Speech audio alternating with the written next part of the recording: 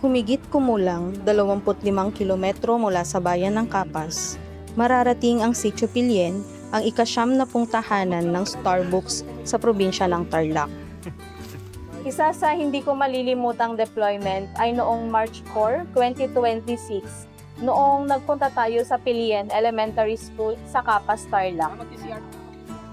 Kahit na walang kuryente, walang internet connection, makikita yung pagpupursige ng mga estudyante at mga guro na maitawid ang bawat araw na may natututunan ang mga bata. Doon ko mas naramdaman bilang isang deployment officer na malaki yung role natin para maihatid yung Starbucks sa kasulok-sulukan ng bansa.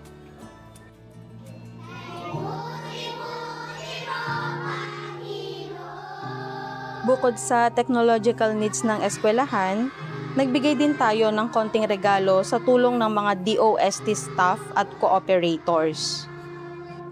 Hindi biro yung ating gampanin, pero mas nagiging magaan dahil may mga tumutulong sa atin kagaya ng Chevron, BPI at mga local government units. Ang araw na iyon ay natapos, ngunit ang layunin ay nagpapatuloy. May mga awards na din tayong natanggap, ngunit higit dito, ang pinakamahalagang reward sa atin ay marinig ang kwento ng bawat tao na naaabot natin.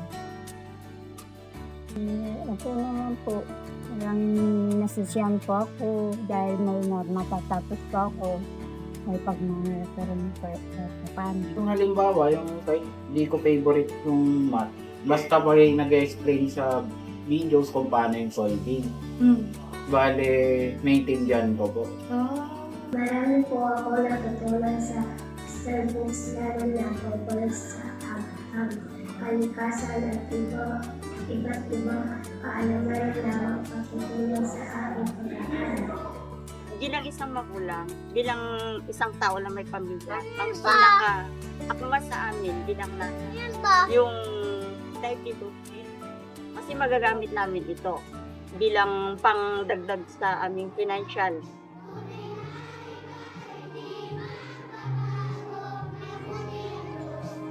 Sa bawat Starbucks na naipamamahagi, hindi lamang kaalaman ng ating daladala, kundi pag-asa at oportunidad. Marami pa ang naghihintay. Sana mas marami pa tayong kasama sa susunod na tahanan ng Starbucks.